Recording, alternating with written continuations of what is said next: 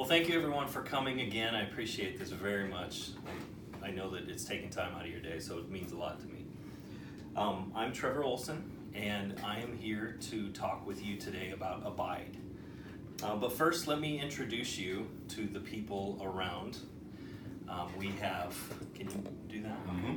We have Ashley Olson, Aaron Bradley, Ryan Shields, Mark Berkey, Travis Williams, and Desiree. Thank you guys, I really appreciate you guys coming. So like I said, today I'm going to talk to you about Abide. And this is a nonprofit organization here in Omaha. Out of the seats and into the streets. This is a quote now from Ron Doetzler, and now the title as well of his thesis book. See, about 25 years ago, Ron Doetzler moved from West Omaha, where he had, just the normal life.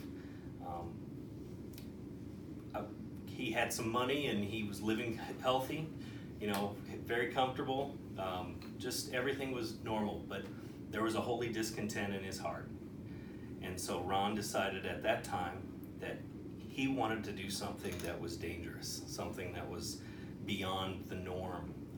And he decided that he was going to move himself overseas.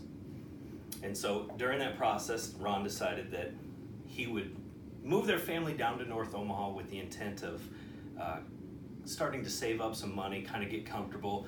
Well, they'll sell their house and rent a home. And through that, they just started to get themselves ready for a big change in their life. And so they thought that staying in Omaha was going to just be a temporary thing, or staying in North Omaha was going to be a temporary thing. So what they didn't realize was at the time, they had moved themselves right into one of the most dangerous parts of our city, an area that had been ravaged with murder and gang activity, drug activity, just anything you can think of. A large part of it was occurring right there in this part of the town. So it was a bit scary. But they were still certain that they were going to stick around and make it work out for them until they were ready to get out of town. However, in 1993, two neighbor girls, friends of their little daughters, these were two little girls. They were shot in the head and murdered and killed. And this was something that changed their life drastically forever. So Ron and his family felt this pain inside of having to deal with something like that. And it just killed them to know that there would be any sort of pain like that or sadness in this world. So when Ron and his wife saw these two little girls in their caskets, Ron decided at that time that their mission field didn't need to be overseas. There was something that needed to be done right here in Omaha. So when considering the leaving, they really started looking into it, and they thought, is this something that we can do for our kids? Is this something that we really want to put them in the middle of? And the more that they thought about it, they thought that if their children experienced this kind of brokenness, that it would foster a compassion in their heart that would be contagious and that would further their mission as a whole and fuel them. Plus, Ron is also quoted as saying, is it really faith if you're just playing it safe?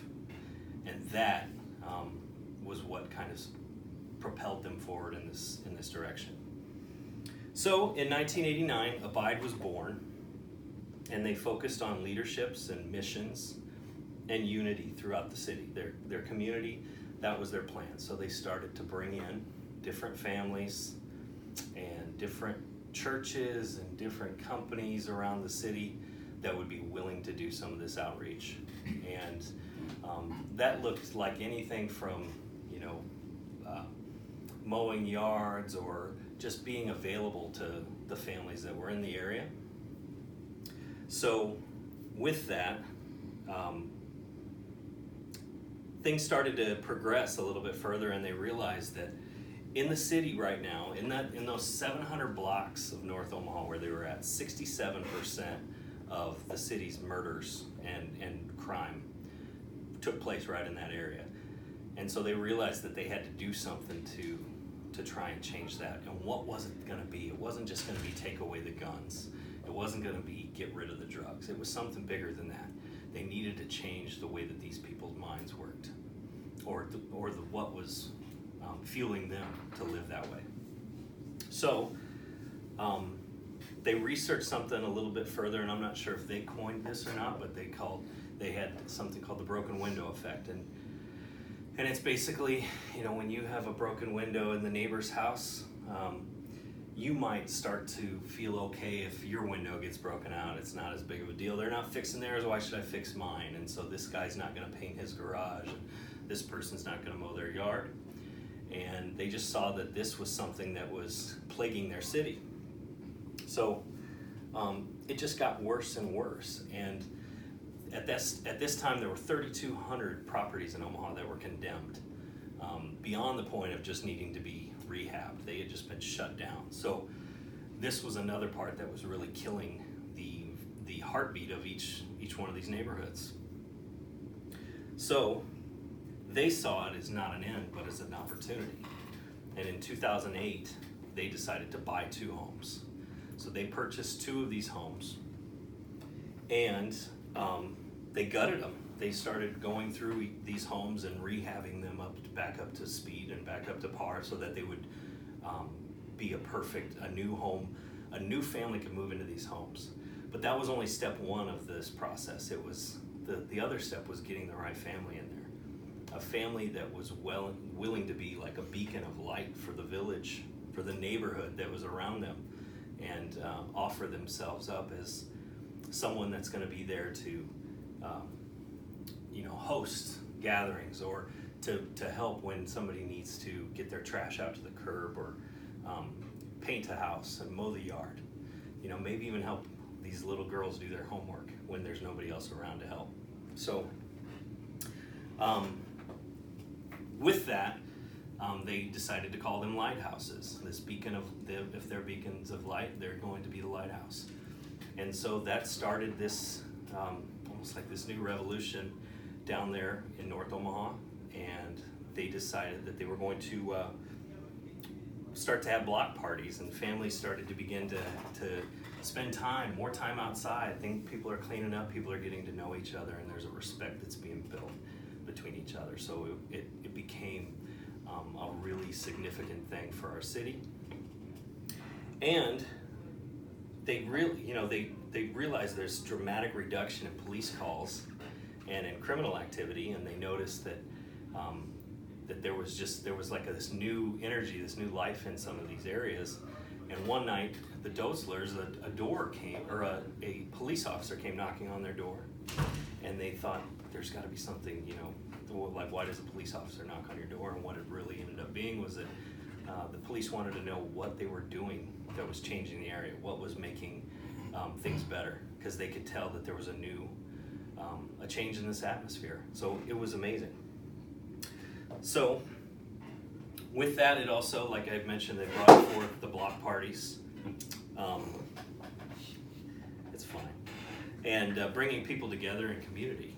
That seemed to be one of the biggest things that was helping, were these just spending time together. If you spend time with people and you don't just go in every day and into your home, and there starts to become this family within a family. You've got your whole community that's willing, and there's a respect and a love that's built between each other. So their plan was to take those condemned homes and make them cleaner, and with cleaner you brought safer, and with safer you've got better. So today there are 38 lighthouses that have been built in the 4 30-block areas that they have down there.